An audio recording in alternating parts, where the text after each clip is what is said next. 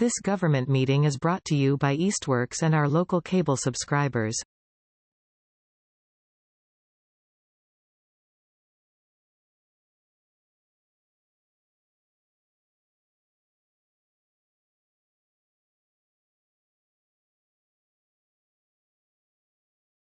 So I'll call the June 2nd Public Safety Building Committee meeting to order again. We are being recorded. Welcome, members of the public. This is open time for the public.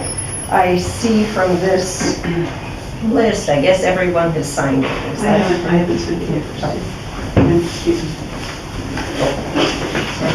Do you need a pen? The table. Did you for coming? So, it is open time for the public, and everyone is invited to speak for a maximum of 5 minutes. So please feel free. We'll start with Cindy since she's already raised her voice. So I'm Cindy Palmer. I recently moved from Southampton just the beginning of April, and I live in Easthampton now. I was on this committee, this iteration of the committee since its inception, and have a very strong interest in seeing the success of the building of a public safety building, very strong, and will continue to be involved. Not as an official voting member, of course, because I don't live in town any longer. I want to say that my feeling about the recent vote is two things. Number one, almost nobody says we don't need a new building. I think we've successfully convinced our public of a vast need for a new public safety building in some way. And secondly, it's too expensive. How to get that down, I don't have a magic wand on it because I've been close to this committee from the beginning, and I know how desperately hard it has been to keep the cost down, and including getting it down by 30% from the original amount that was quoted to us by our architects that did the feasibility study. However, I think we need to listen to the public, and I don't think anyone's going to be any smarter than the architects that were hired and paid for. But I still think we need to listen to the public. That's all I have to say right now. Thank you. We'll go around. I'm Nilda Cohen. I live in Montgomery Road in Southampton. And in order not to be cut off, because I only have a page and a quarter of comments, I wrote it. I like to sit because I hurt my knee. That being said, I'll start with this. I am here today to say we need a safety complex. I am in agreement with Cindy. I am in agreement with the fact that in 2011, we needed a public safety. In 2014, we needed a public safety, but not at this cost. Not at this cost. I wanted to also express that while people have an opinion of what they want to say, they're not being heard. They're being ignored. They're being disrespected. And that people are upset about. The leaders of this town are not listening to us, and they're not doing things in the best interest. They're having more discussions behind the scenes than at public meetings. The town is facing a very difficult period. We are changing the world. We are changing how we are coping with the many challenges we have. The CARES Act, ARPA, free cash is gone. Where do we go? Not an override. We should not be even considering debt exclusion. We do not have a good financial reporting, and therefore, we're going to pay higher rates. We are in trouble. We have been in trouble for quite a few years. We recently heard there are hiring freezes. Budgets are probably going to be cut. So we can't do it all. And we are picking the worst time for us to ask taxpayers, elders, who this board knows full well there are a number, they want to do a COA because they feel that the numbers are going to increase, and yet you're hurting them by taxing them more. It doesn't make sense. I don't have an answer. I don't have an amount. 14K was what we were looking at in 2011. I was on that committee, and it was rejected because it was too much men. And we didn't have all these bells and whistles. Charlie can attest to that. And yet, I wrote email after email in 2020, 2021 to the select board. It is 10, 11 years since we had the committee. When are we resurrecting the public safety complex? We need it. We deserve that protection. The employees that work in those areas need protection. And I have made phone calls. I have sent emails. They don't want to answer. I called you 3 times, Ms. Matson, to ask questions before the vote. You never returned the call. I sent emails to our UTA, and he doesn't answer them. I want public information. He ignores me. So now I'm going to report the fact that public information is not being made available to me. The other person, I have to think about it, the other person, I called the town clerk. She doesn't have access to information. So, you know, we have made efforts. I'm a very well-informed person, and I ask questions. I don't take hearsay. I do my own research. And there's been a pattern of disregard of more conversations taking place outside that are causing, people are pissed. This is what I've been told. And I get calls and emails all the time because they know I'm engaged. And I try to stay neutral, but I had to speak today. I had to speak today because I'm one individual, and I probably may not see the public safety complex, but that's not the reason I'm here. I feel that I need to represent those voices, those people that do not have the ability or feel that they have the welcoming or the have individuals that would listen to them. And so I feel that I needed to be here, and that's all I have to say, and thank you for your time. And I do have to admit that you guys have been working hard, but you've been on the wrong track, and you've got to go back. You've got to go back.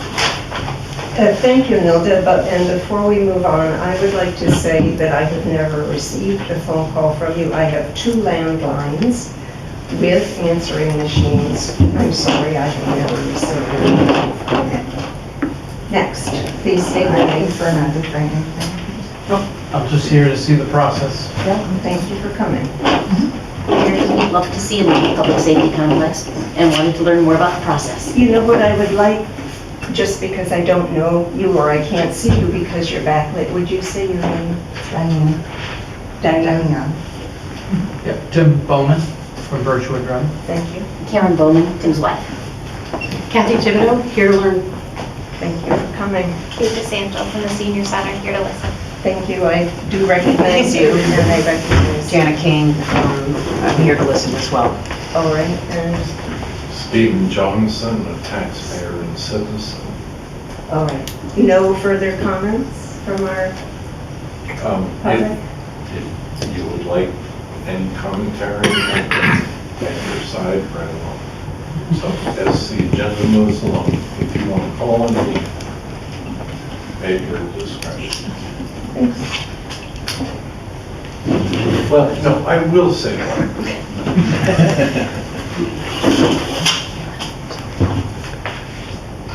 This committee has been working for over 2 years. 3.5. 3.5. And each and every one of the meetings has been televised in real time. And I don't buy cable. I have a limited budget. I am a senior. But on YouTube, amazing. You can find everything. East Hampton Public Media posts the meetings within a few hours. So Meetings that I've missed, I've been able to follow up. The written documents, whether it was generated by your architects or minutes, it's all available on the website. So, as a citizen taxpayer, when we had the vision to buy the entire property rather than a bait and switch gift, I was very much in support of that, and I was tremendously influenced with the support at town meeting, which required an override. And I thought we were off to the races because the demonstrated need for a public safety building, and that we could accomplish more and be efficient, if not synergistic, in doing that.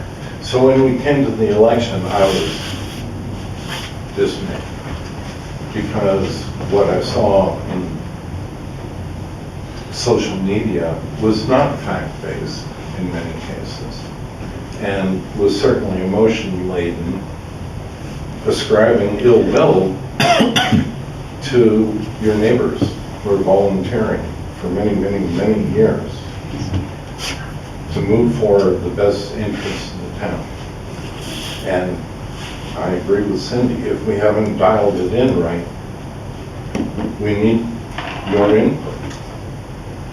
You know, this is an open meeting, always published. I take extreme exception that things are happening behind closed doors. I find that profoundly offensive. So let's regroup and move forward. We need public safety building, and we need engagement from the community, which we've had until the election, when there was a problem. So we've taken notice, and let's engage and go forward because there's work to do. Thank you, Stephen. If there are no more comments, we'll move on.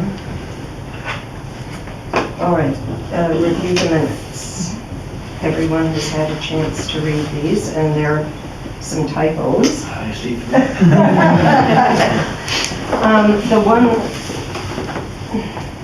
thing I would question is under public engagement, where Chief Illingsworth noted that there is $16. Yeah, 16,000. Yeah, need a couple zeros there. Yeah. So, okay, I do have a question about that. Should I wait to ask the question about that until? Well, Okay. we're in the minutes, you can ask it. Okay. Have we received that invoice? And that is, there is still a little bit more in the budget. We have plenty to cover that 16,000, is that correct? Yes, we should, yeah. Okay, and I would imagine that now we're just awaiting. Yes. Have you been in touch with HKT? I haven't because, you know, I think relative to the invoice? Yeah. No, because, you know, the contract technically hasn't been settled yet, right? So we should still maybe have a little bit money left, but not much. I think maybe, I don't know offhand, I don't want to misspeak, but if anything, it's probably $2,000 at the most. You think? Yeah. You can double check that with Bradley, because again, just for the public that's here, the original money for the study came first from some ARPA money, so the American Rescue Plan money. We had put up, I believe, two different amounts. I'm thinking it was, I want to say 75 and I think 50. 50. Yeah. So 125, I think, from the American Rescue Plan money, and then we had two earmarks from Senator Vilas's office, one for 50,000 and one for 35,000, but then that got cut by the legislature or the governor or someone, and we got 17.5 out of that. So those two together were the maximum amount of money we had together to fund this. So we've we've spent easily around the 150 mark already, Yes. I'm sure. So we'll have to double check on the figures of what. I have the exact figures, I just, Okay, yeah. I don't know Yeah. what they are specifically. But it's now. somewhere, we're getting close to the, once we pay this last invoice, there may not be too much left. right? No, there won't be. Not much to act on. if Right. anything. Okay. So that clarifies that Yes. balance there. Once the typos are corrected and, that's all, are there any other changes or comments about the minutes from April 14th? And if not, may I have a motion to accept them So moved. as they will be amended or corrected? Corrected. I'll second. All right. And can we accept them before all those corrections are made? All right. All in favor? Aye. Anyone opposed? All right. Scott, update from you or No. words of wisdom?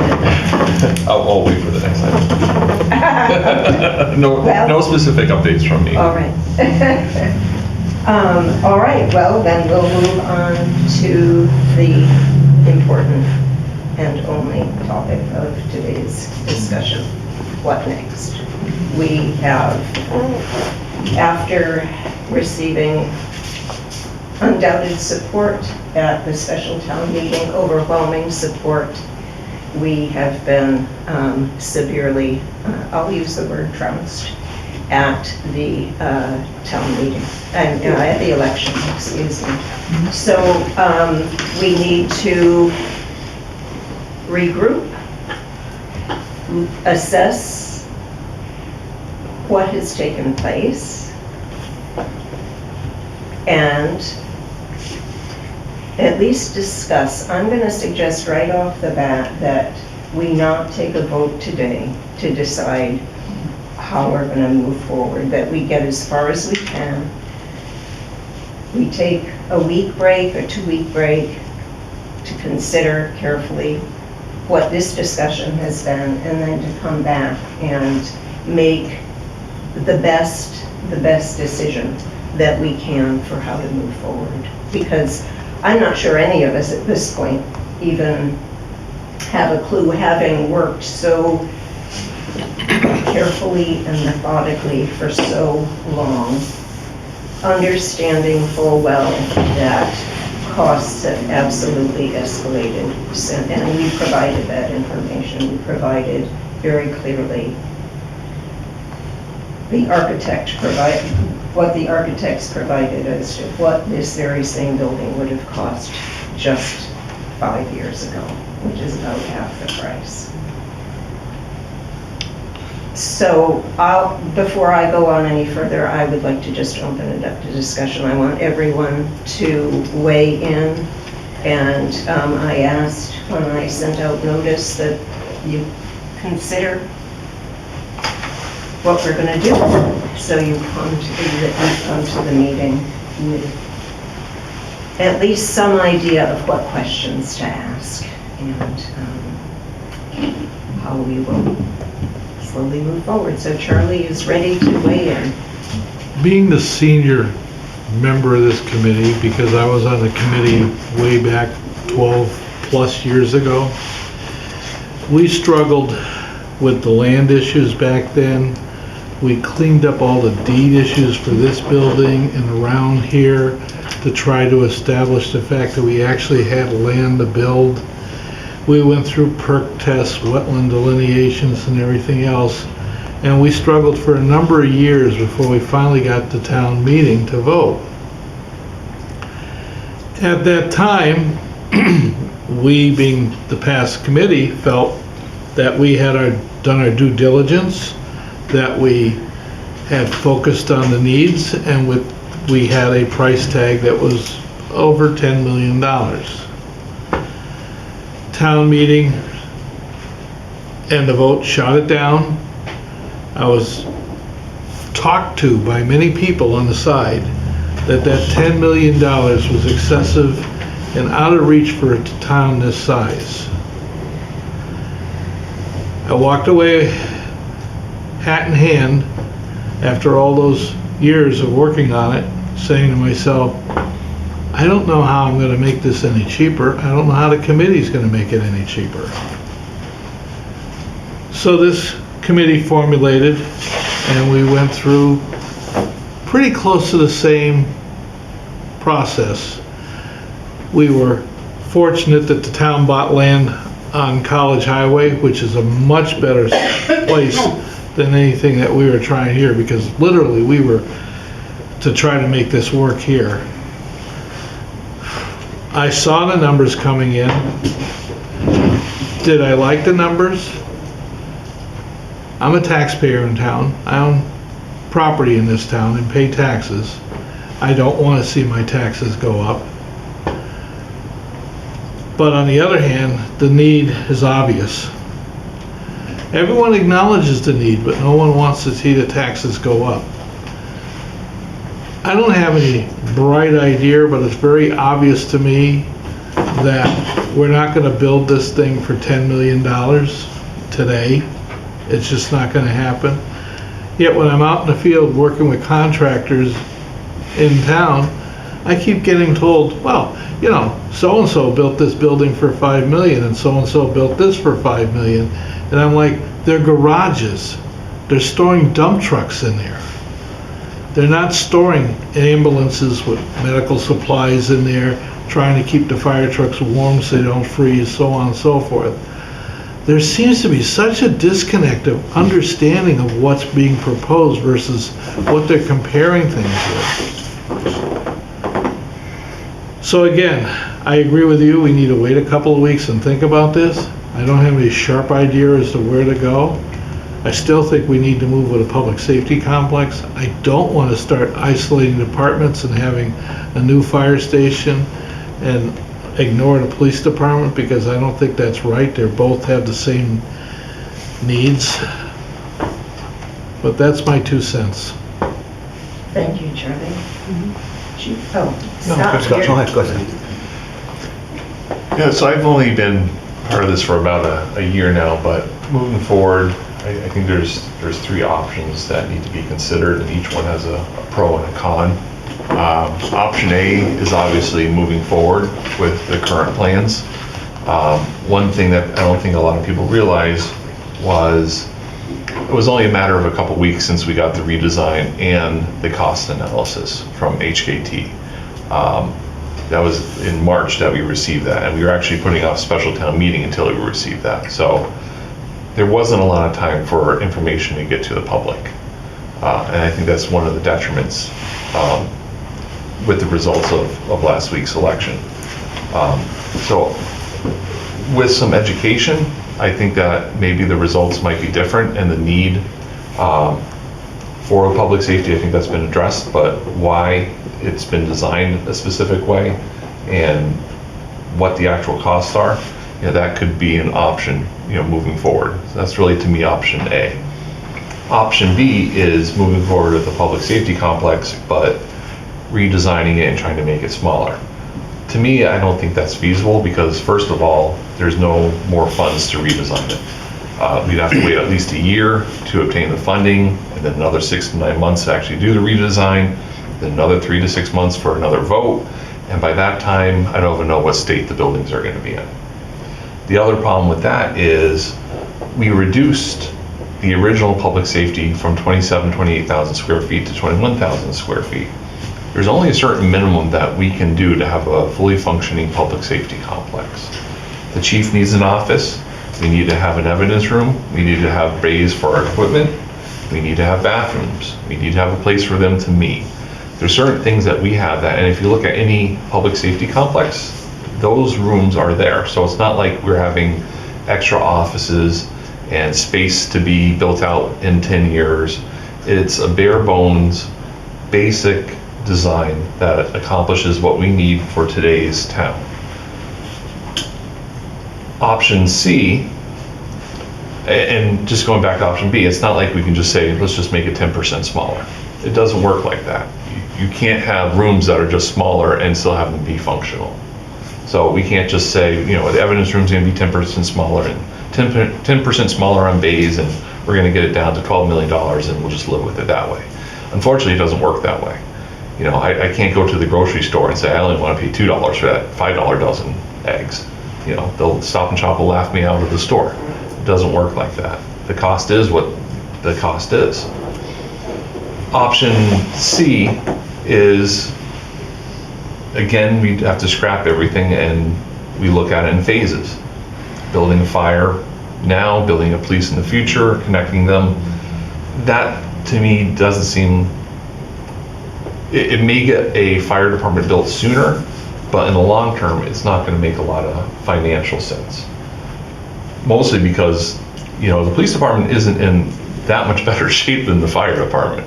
If you've been in it, they're both under what the standards are.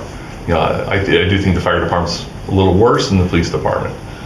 If you're going to do it that way, a basic functioning fire department is going to be 10,000 square feet. If you look at the breakdown of our current public safety building, you know, it's a little bit under 10,000 square feet, but then you have to add in all the shared spaces that we're going to be deleting. We're going to be deleting the mechanical rooms and the server rooms and the different closets, the vestibule and the administrative part of it. So realistically, you're looking at about 11,000 square feet for a fire department. Now, if you take the math and do 1,000 to 1,100 square feet, based on that, you're over $10 million right there. And now you're adding in the soft costs, which are universally accepted and applied through all municipalities throughout the Commonwealth, which is about 30%. And now you're at $14 to $15 million right off the bat. Do the same with the public safety, with the police department side in a couple years. Now you're at 10 to 15 million. And then you have to build out the shared spaces again. So you've wasted money on a shared HVAC, not getting that shared HVAC. You've wasted money not getting on the shared plumbing and all the other shared areas. Now you're at a total cost of probably $30 to $40 million. So yes, it's cheaper to get a fire station now, but in a couple years, it's going to be a lot more money to get to where we need to be for both of those complexes. So I mean, I wish there was a way that we could do it cheaper, but I don't see a fully functioning public safety complex being built at 10,000 square feet or 15,000 square feet, which just happens to be the amount of square footage that we have now in our two buildings. So those are, from my perspective, those are the three options. I wish there was a fourth option, but that's really what we're kind of looking at moving on.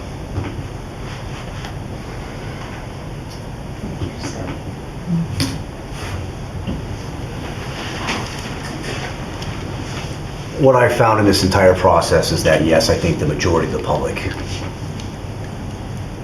is in favor, or at least recognize the need for a public safety complex. I realize that, and I think, as speaking for the committee, I think I can say this confidently, that we all recognize that the price is going to be the ultimate determining factor. When I look at what we came up with a concept plan, what the architects did and the plan, I know that there's comments about excess and so forth, but even if you were to take out the 400 square foot gym, or fitness room rather, that's not going to create any substantial change in that price. It's not going to drop it by millions. I think that by comparison, communities, Granby, Lee, they're all about the same size. So we weren't, if you want, in that comparison, looking at it being excessive, it's not. I think what happens is the inflation has just been so significant, and if you're not in the field of purchasing or buying homes, you don't realize that. And I understand why a $28 million price tag could make people think differently. That I think everyone at this table probably understands that. I think to get the public's support on this,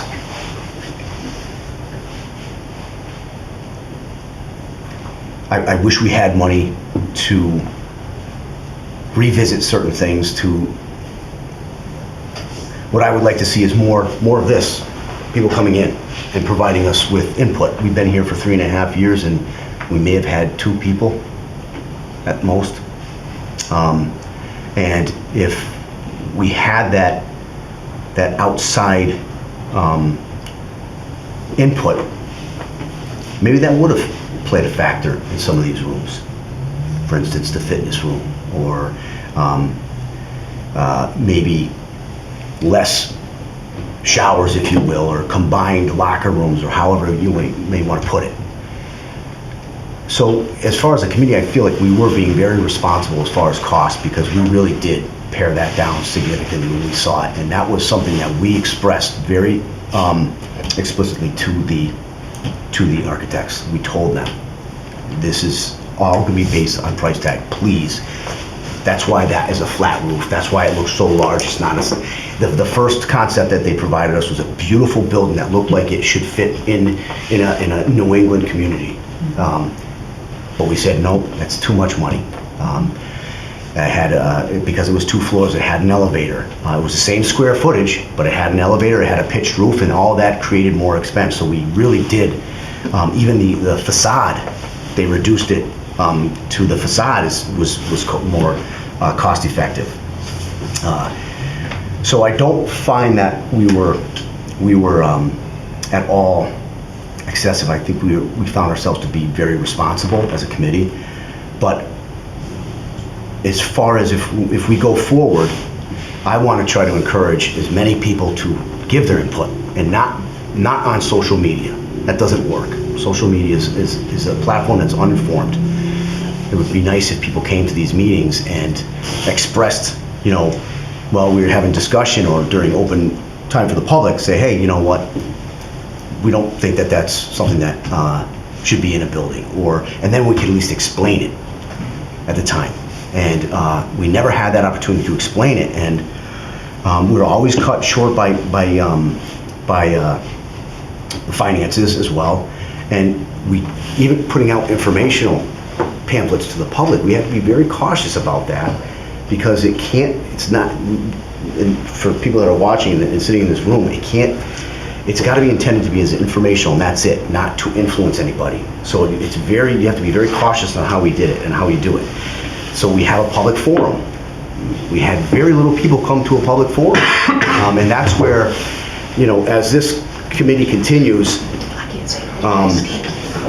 I would encourage, people like yourself to come to these meetings and voice your opinions a little bit more, and not on the 11th hour, because we had been at this for 3.5 years, and we took a lot of consideration in cost. That was our main factor, cost and functionality.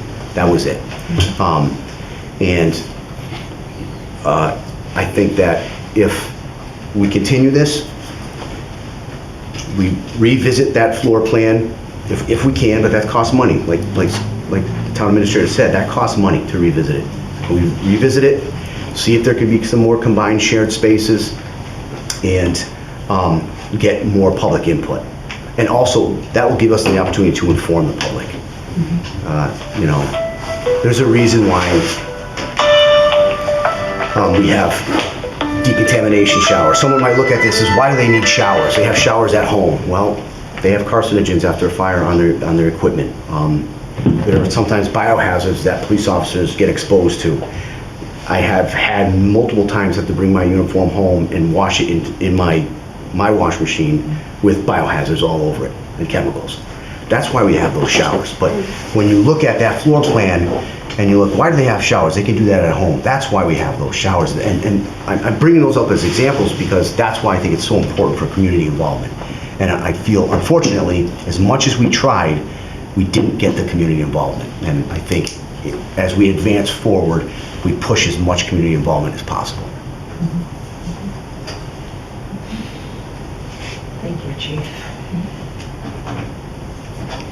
Chief, would you like to say something? Well, we've pretty much said it all, but I mean, the biggest thing that I've seen on this committee is all the codes, all the building codes, all the energy codes that just came out last year, where we gotta have the solar roof and the EV parking spaces and triple pane windows and extra insulation. And, that's basically it.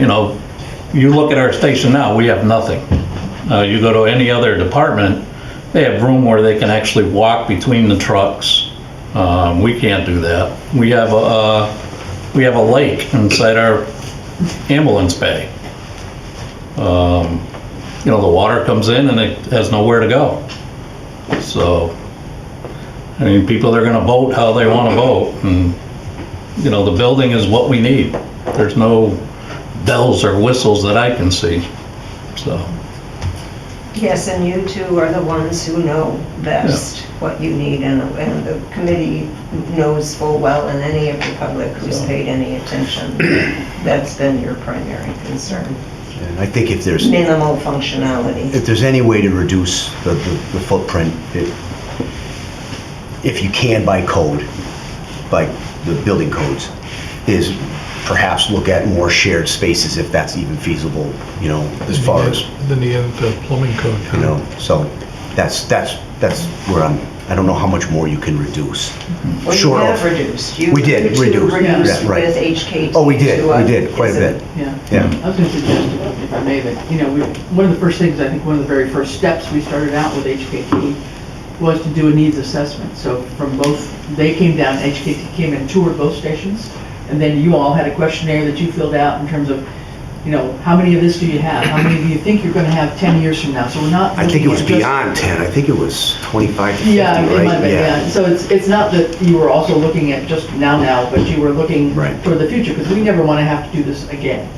We won't be here to do that again. No, we never want to do this again. So we wanted to do some, you know, immediate need, but also looking a bit toward the future, but without going crazy at it. So that was really one of the very first exercises that we did, and it took a long time to figure out, you know, what kind of spacing you needed, what were the functionality parts that you needed, what rooms you needed that you don't have now to be an actual true police department or a true fire department. So that was, and that is all in here. One of the two things I think, and maybe Scott, you can put these up at some point, but we've got two documents that strike me. That one is the cost analysis, and that's what came in right, I think, right at the end of February, not long before the special town meeting, I think. And that's what I think you were referring to, Scott, that we didn't have time to go through and go back and educate more, inform the public more about what the actual cost was. But as I look at that, there's a page in here that talks about the what do they call it, the direct trade costs. And so that would be all the foundation, superstructure, plumbing, fire protection, electrical, etc. And that itself, just the trade cost itself, came out to almost $14.5 million. So that's just the basic structure. And then on top of that, you add your insurance costs, you add all the other soft costs, you add your OPM, you add your architecture costs, and that's where we end up, you know, and building code costs. That's where we end up with some of these figures. But I think, Scott, though, one of the things you're looking at, the hard copy right there, if you can find that online on the website, that's the combined plan. So that was the most recent reduction in space that I think we all went through, but mostly the chiefs and Scott, I think you've talked to HKT about that. But I think it'd be helpful to understand, and maybe this is something we need to put out much more clearly, because it got lost. And I think a lot of the information got misinterpreted just because nobody was asking questions. We weren't knowing that this was an issue. But like you pointed out, the gym got misconstrued. It's a fitness center, 400 square feet, which is all it is, which is essentially a two-car garage. That's all it is. And it's intended to be a workroom for a weight bench, treadmill, and that's about it. We're not making a new entry for Anytime Fitness to come into the police station. So I think we've got to get some reality in terms of what was put out on social media, in terms of people's interpretations, understanding from what they read. We need to do maybe a side-by-side comparison, I guess I would say, of, okay, here's what's said, here's what the studies told us, and just kind of go through those. That's one way to do it. But in this one, if you can make that a little bit bigger. But this shows some of the basic reductions. So this shows the square footage that was there, and then the last cut of square footage, and then some of the rationale for the kind of rooms that they are. And so this is there, if people haven't had a chance to look at it, but you know, that shows the level of cutting that has already happened. And it seems to me that we need, because things can get buried, you know, within the numbers and whatever, you can get lost. There's a lot of numbers in this thing. There's a lot of complicated design work that, you know, is very intricate and sometimes a little hard to understand. But I think if we could do something where we would just list out, when we started, say, even just 2 years ago, this is at least the second, if I'm not mistaken, this is at least the second cut of square footage compared to when we started, I think. Am I right on that? I think so. But to say, for example, we cut out, in this last iteration, we cut out an apparatus bay, did we not? We cut out an apparatus bay, we cut out some offices, we cut out a separate conference room because we wanted a conference room for the public to come in and have possibility to have a community meeting room. Hallways, yes, extra hallways, extra corridors by reconfiguring footprint, a lot of the corridors got taken out, and that took care of some of the quote-unquote wasted space, I guess I would call it, or non-usable space. So the conference room got combined into what's now a combined training room, which will be training room for the police and the fire when they do their department meetings. Fire department regularly does their training over here at Town Hall every Thursday night. They don't have a place to meet, so they come over here to Town Hall to use this for their training when they're doing an indoor classroom one. So that meeting becomes the fire and department training room, but it also becomes the community room for other groups that may want to come in and have a meeting in that room. We've tried to do that level of cutting already, but that may not be as evident to others from the outside of the committee. We know we've done it, but it hasn't translated in terms of how that's happened. So it feels to me like we need to do like a fact sheet or something that says, this was here, this was going to be here and it was going to be X amount, this big or whatever. And by the time we got to February or January or whenever this one was done, we decided that, okay, we're going to put this off, and it's something that could be maybe the apparatus bay could be added on, 5 years from now if we need to, or if we need to do something else. I think that would help clarify some things. I'm just thinking about this last design. One of the critiques we had was that community training room I was talking about was actually far in the interior on one of those earlier designs, and now we've shoved it off to the top corner, so it's easily accessible to the public, and the public doesn't have to traipse through the fire or the police station to get to it. It's on an outside corner. It's much more accessible to the public, so it could be there for a community meeting. So we've made those kinds of considerations, but I think we have to articulate that better in just its own little separate one-pager, two-pager, maybe a brochure, I don't know. But I think it gets lost in the amount of information that's here, and that would just be a suggestion I would have, I guess, as an idea. All right, thanks. I'm gonna before commenting on that, we'll move on to Reggie. Yes, I'm going to take a little different position on this. I think the vote was pretty clear. It was a trouncing, as you say.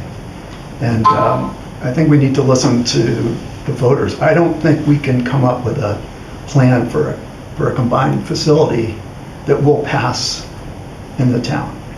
And the reason is part of what Rich said. The code changes, everything. The numbers are just so mind-blowingly big. I know when I joined the committee and I was hearing $40-something million, I'm like, that's insane. So I think, with all the tweaks, the voters are still not going to be comfortable with some big $20 to $30 million number, and they will vote it down again and again and again. And I don't think we're doing anybody any favors to keep pushing the same thing, because we're not going to, we can make little tweaks, but we're still not going to make that much of a difference. So I would propose going a slightly different direction that's been talked about, that do something different. Maybe we do split the two facilities and concentrate on fire. See what we can do there. But I don't know, if we push anything over $20 million, it'll never pass, no matter how much education we think we're doing to the people. My neighbors tell me the same thing, like, oh my God, I can't believe it's that much money. And again, they don't understand, and I don't understand why everything has to cost so much money, but it is because of all the rules and all the code and everything else. Oh, you gotta, inflation, but you gotta have the property owners person and everything else. It's just insane. I think one of the things that's built in here too, which may not have been totally clear, it's not just the construction costs, correct me if I'm wrong, but this has got the soft costs in as well, right? The furnishings, right, are in here too. So it's the complete picture. So it's the hard construction costs, but the soft costs as well that are built in here. And we've known, I mean, we've seen it ourselves, but through the architects, they've even said that since Charlie was doing this, whatever, 10 years ago, you know, the cost of supplies and the inflation year by year has been at least 4 or 5%. Yes, no, I appreciate that. It went crazy during COVID, post-COVID, all the supply chain issues, been closer to 8 to 10%, and that's been where it's been for the last couple of years.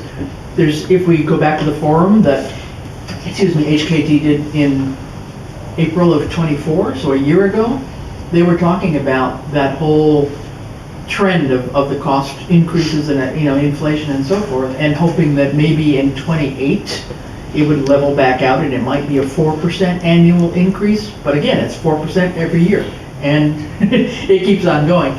So just to say that within this cost, there is I forget how much, is it 10, 15%, 10% escalation cost? I think it's 10%. 10% But roughly? you know, Chris, it's like when, in the 1990s, I was involved in the public safety complex in East Hampton. Uh-huh. And everybody was screaming because it was $5 million back then. Mm-hmm. Now, you can't build anything for a municipality for $5 million. Well, I mean, part of it is a municipality public building project for one. I guess that's a piece of it right there. But just to say that this figure of the 28 million includes hard costs, soft costs, 10% for escalation, inflation costs, knowing that this won't go out to bid for at least a year and a half, and whatever those costs are going to be from now on. That's the way I understand it. So, I don't know. Yeah. Mark, you've had more experience with building than any of us probably. Yeah. So.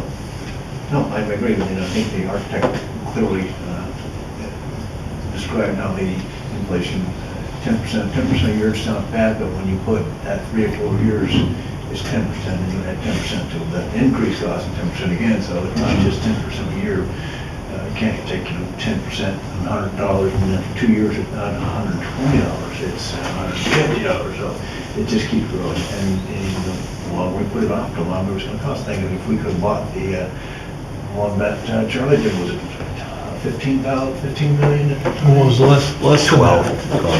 And how long ago was that? And we've seen our houses. I mean, our houses, which we all own, $200,000 homes are worth $400,000. Just our cost of our house, and not even construction, has doubled in that period of time. And the cost of the construction has doubled in that period of time. It's not just to inflation, but again, we add on to top of that, the code requirements are so drastically different than what they were 10 years ago. Yes, Charlie? I'm no expert at this, okay, but I'm going to throw a question out because I'd like an answer. And Scott, I don't know if you can answer this, but let's say we do this reversely. Let's say that we assume that we need to build a fire station. No offense, Ian, but just a fire station. No, And we figure if we look at the numbers we're having for this public safety complex, that fire station's going to cost us $14 million. And we go to town meeting in the fall, and we say we want to appropriate this money to hire an engineer to design this within that budget and to construct it. No architect. We're now just straight out saying, there's $14 million. We're hiring an engineer, you build this for us for this or less. Can we do something like that? Design and build is what it's called. That's design and build. And they now know that instead of the reverse of what we had here where we hired an architect to take and tell us what we need, we take the reverse logic and say, this is all the money I have. This is what I want you to use it to build this. I'm not asking for answers, I'm just trying to, is that something that? I don't think that we could. First of all, we have to hire an OPM, and there's other regulations surrounding I that. understand that. Secondly, I'd be very afraid of what we're gonna get, especially considering that their profit is tied to that $14 million. Mm-hmm. So if we did that, what kind of building would we end up with without having the chief's input into what they actually need? Well, this seems to be the logic of the land. I'm not saying it's the right logic, but this seems to be what's happening. People are telling us what they are willing to pay, and they're not listening to what we need. They're just saying, this is all I'm willing to afford to pay towards this. Now, if we design this contract to say that the architect design shall submit a plan to us that's within this budget, that's acceptable, because if it's not acceptable, we stop. I'm just giving it food for thought here. I'm not saying this is the right way to go, but it seems that the logic of the land has been, I'll only spend this much money. You figure out how you're gonna do it. All right, Charlie, I want to get around to everybody, offer everybody. I will remain silent. And no, you don't need to remain silent, but let's give everyone a chance to speak first, and I'll comment on I wasn't really quite done. So please, Oh, I'm carry sorry. on. No. Just a little bit more of the same. So the vote back when you were doing it was a no. I just think we need to appreciate the fact that there does not seem to be a solution by putting our heads together and coming up with some number for a combined facility that's going to work. I just don't see it happening. I mean, the vote was so one-sided that you can't just say, oh, well, it's because people weren't educated well, so let's have another vote. Let's just keep pushing it out until they vote yes. I just don't think that's going to work. I think you've got to do something different. And maybe with the police station, you figure out a way to do it without triggering any new code stuff by making some improvements there for $2 million. If you had $2 million, what would you do to a building? Well, probably do some things to it. As long as you don't trigger something that says you gotta do everything else. So, I don't know. That's kind of where I am. I've been on this committee about a year and a half now, and I've been incredibly impressed by how hard this committee's worked, in particular our two chiefs, and really being super concerned about the cost and the passability of the proposal. And seeing that and witnessing the results of that last election is just profoundly disappointing. And I do believe that there was too much misinformation out there, and we were not empowered to get the facts out without sounding like, or without advocating for a vote, which is unfortunate for us. I pay a lot of taxes in this town, like we all do, but there comes a point you gotta step up if you care about your town. And the longer we wait, the more it's gonna cost, and I think we need to do something, a better job of getting the word out and the facts out to people. And it's a tough job to combat the keyboard information that goes out, or misinformation, really. I know of some scare tactics that were put out towards voters that, let's face it, most people don't tune in to the news or to meetings like this. They react to what they're fed, like quick little sound bites. And that's been working against us too. I'm not sure I agree with separating the projects between police and fire. I'm going to ask the question, although I think I know the answer already, that I'm wondering if the engineering firm that we hired is exactly tuned into our small town realities as much as they are where they're coming from, the big city out east. And I don't think we've got money to hire a new architectural firm, but I don't have any answers. I mean, I kind of see where you're coming from with that. One of the things that I realized with the senior center building committee was they had a completely separate architect done several years ago, and they had a completely separate cost analysis done. And their square footage was a little bit over $900 a square foot. So it's a completely different project, completely different everything. So no matter who we go with, it's going to be around $1,000 a square foot, no matter what we do. Okay. Right? So that just kind of verified what, because I was like $1,000 a square foot, no way, that didn't make any sense. And then when I saw the senior center analysis, I'm like,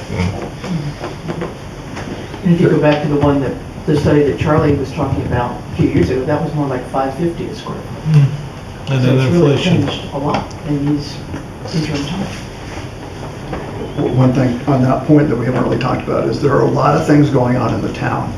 And the override for the school probably had some influence on the vote. Because taxpayers are saying the school, senior center, and the police fire station, and you're thinking that's a lot of stuff coming down all at the same time. And there's no, I don't know how you avoid that, because they're all separate things, but. If you look at the town historically, you'll see this town funds things in waves. You'll have a number of years where we're funding all kinds of stuff, the regional school, and then there's this huge dry period we're funding nothing. And then we go back to highway trucks and graders, and you just look at the history of the finance and you'll see this. It's always been like that. I don't think it's right. It should be but. I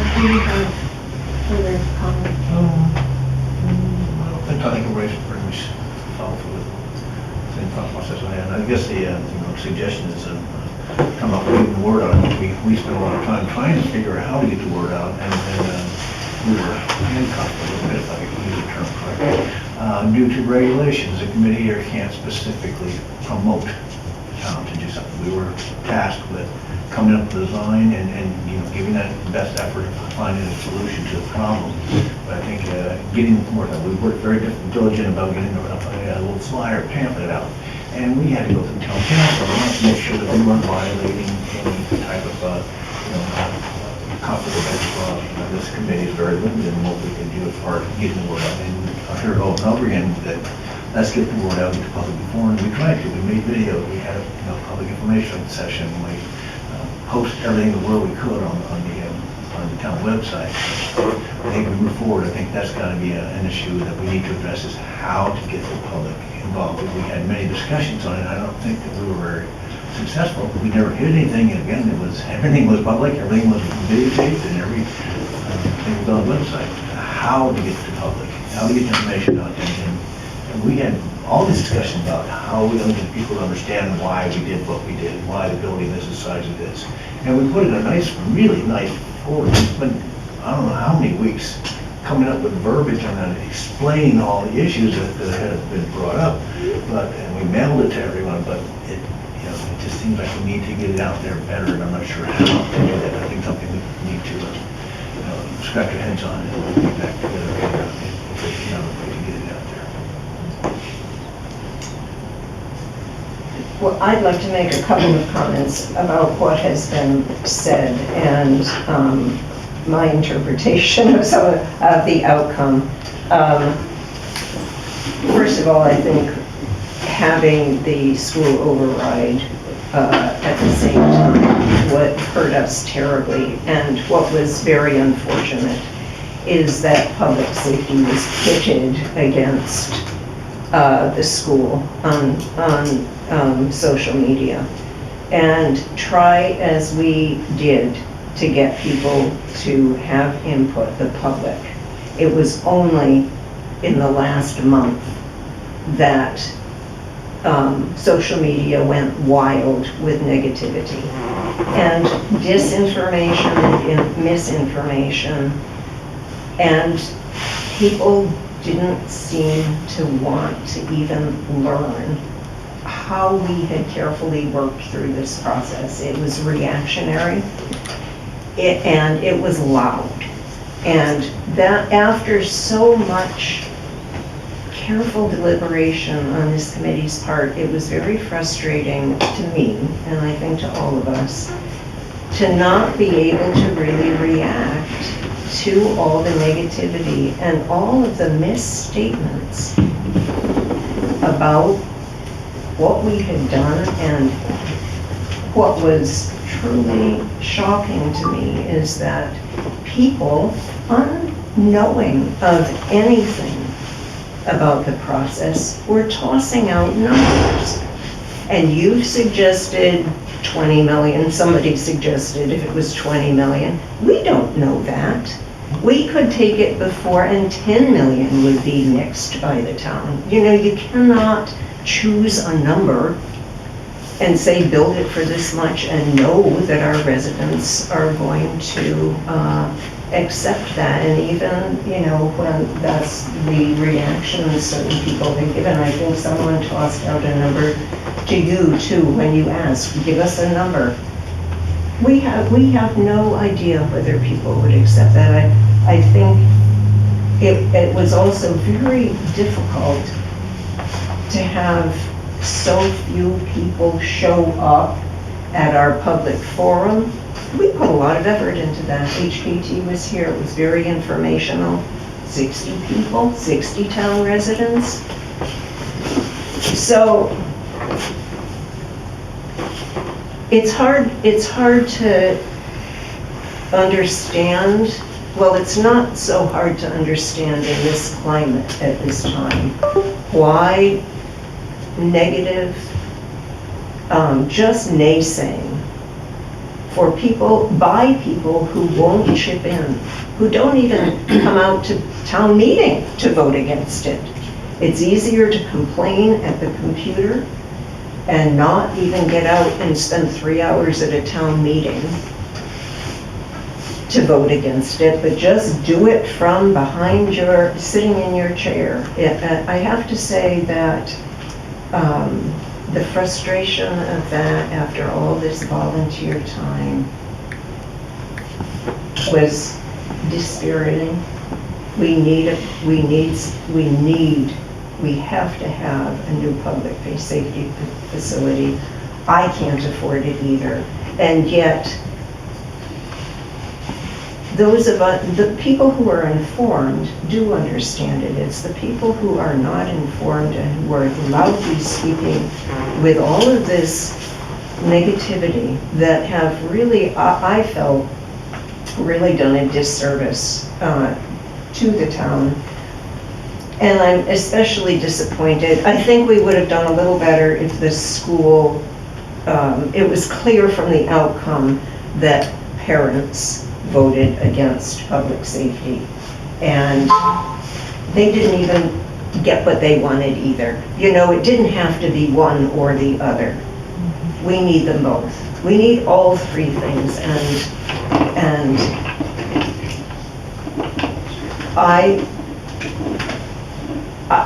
I'll give one example.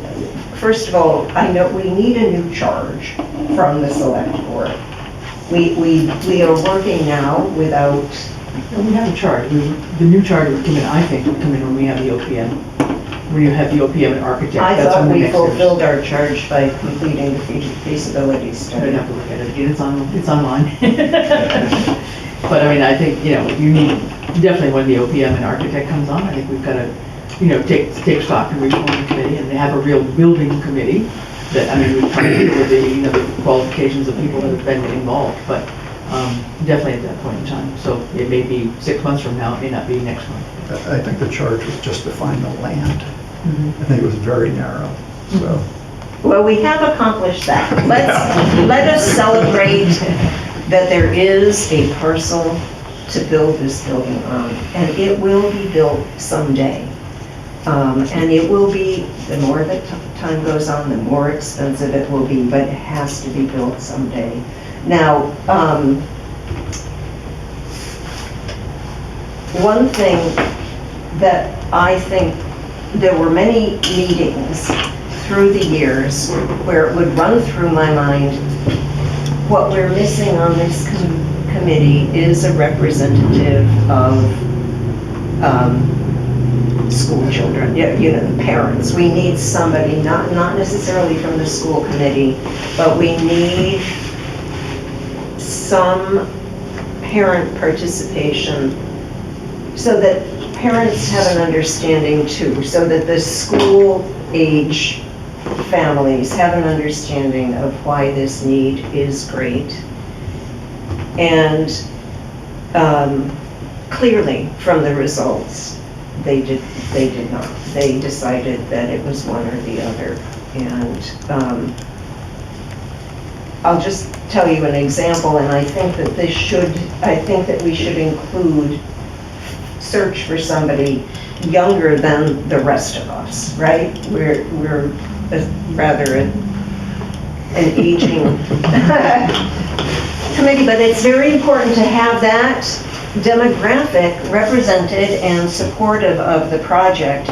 And while I was out there on the corner on election day, and all of the school advocates had their signs, one of them, who's in a butter and whose wife teaches at Norris, came up to me and he said that he had voted for both, that he is in sales and works with many municipalities. And he has seen, he said, towns that are much smaller than us have much better facilities than we do. And he recognized that what we have is shameful. And I just think a person like that, I think we have missed having that representative on our committee. So we didn't have much of any school support. And I think that was very unfortunate. And that, having like that conversation with him confirmed what I had thought earlier. So,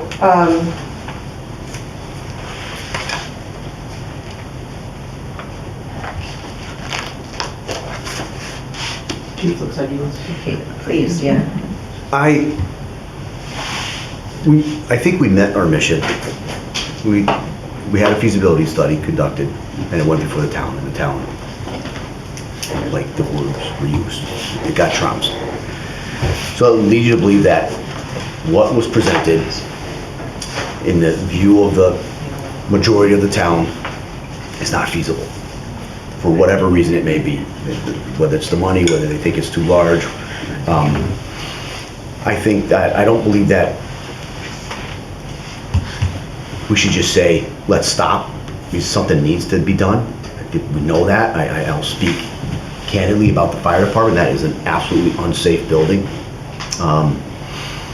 And I wonder if some other forms of approaches, I don't know what they are,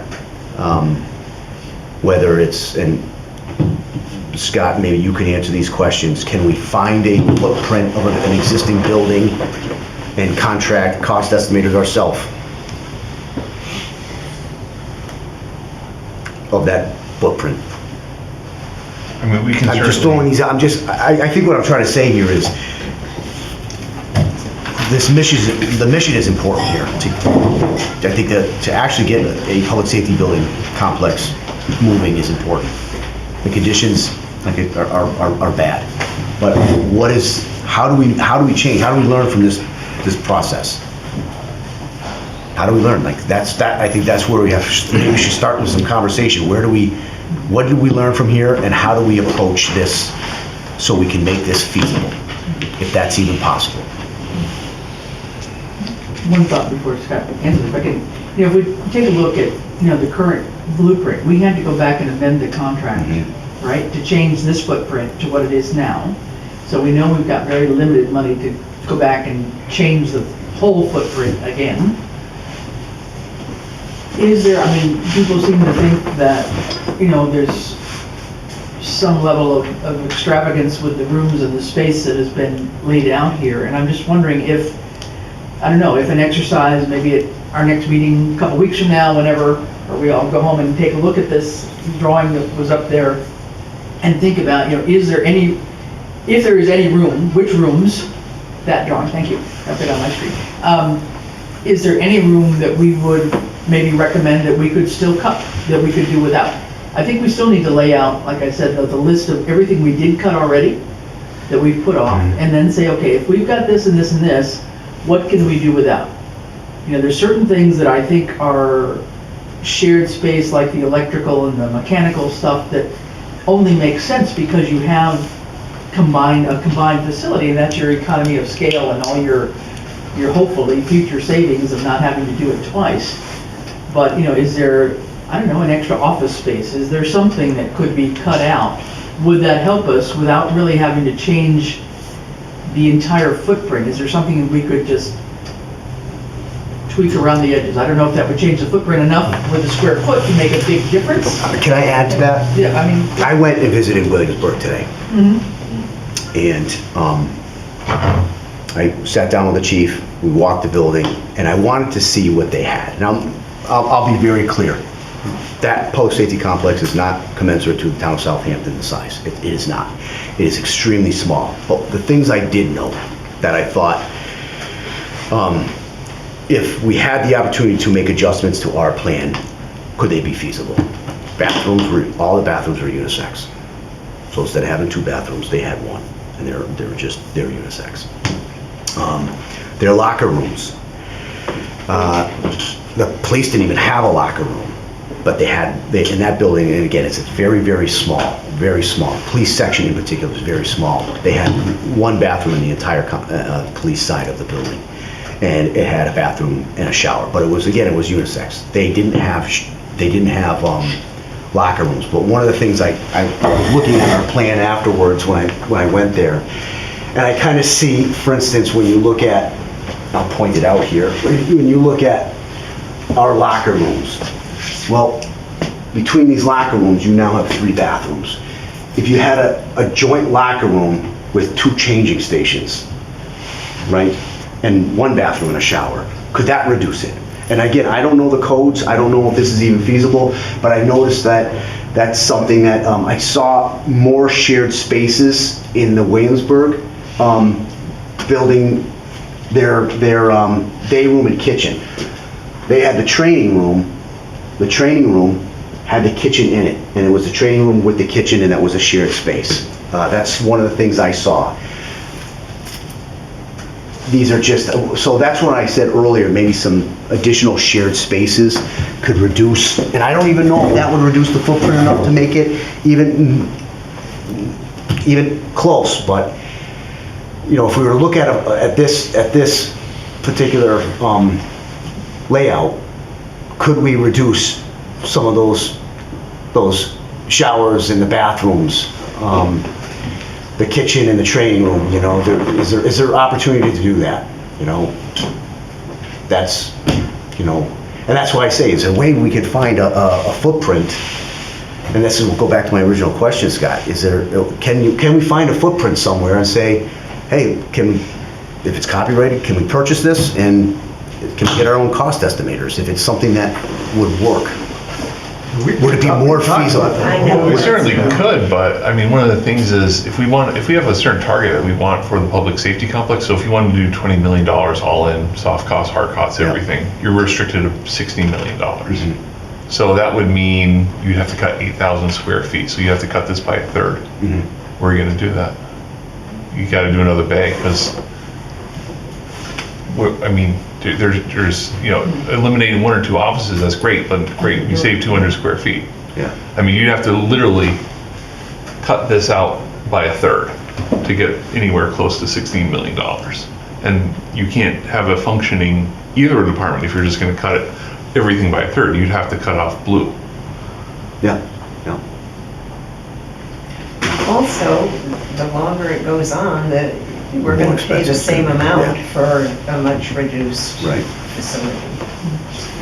I have to leave for another talent committee meeting. How could that be? I wanted to say that this exchange is emblematic of everything I've experienced following you for the last 2 years. It's been about the cost. It's been about, is there a better way to do it? It's been about, can our community carry all of this? And what really excites me is you've looked for not only efficiencies, but synergies. And I think that it's hard to put a value on sharing space between our 2 first responder departments. We talked about those sort of mechanical issues, but I think there's even more to building the teamwork and moving the community forward. So, excuse me, sorry to interrupt. Can I be acknowledged once more on this, because I know we're approaching the end of the meeting, and I feel compelled to give you some feedback from some people I've spoken to, and I've done my best to reach out to people who adamantly oppose this. including a person that just said, no way, as others have said.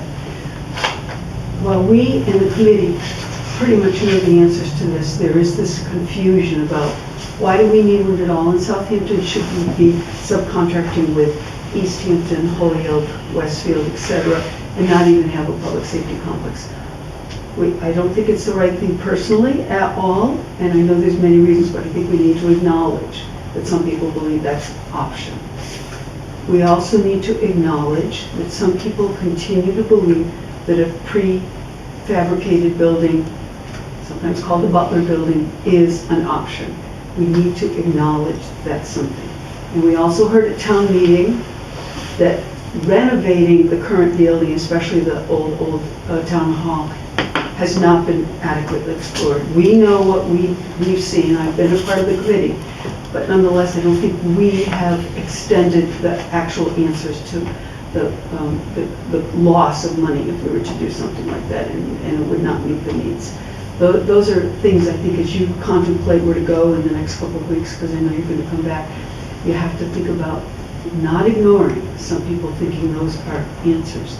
We also heard at the recent public forum on Saturday, I was standing behind Chief Billingsworth, and a person raised the question of why can't we just put it in Norris School, building a school? There's real reasons why that's ridiculous. It'll take many, many years. It'll cost much more money. There's a lot of renovation that would be required that would to meet the requirements of a public safety building. But nonetheless, there are people that think those things have not been adequately explored. If we are actually thinking we're listening to people, then we have to acknowledge that these are thoughts people have. We have to tell them the truth on why those things are unreasonable answers. So I just want to add that before the end of this meeting. Can I be recognized if other people have? I've heard all of you, and some of you are really on point. I think you need to take a pause. There are other issues that are at hand. There is a great distrust with the people that are running this town. And anything you say, there's always that. You can't control it. Whether people spread it or people witness it. We see it at select board meetings.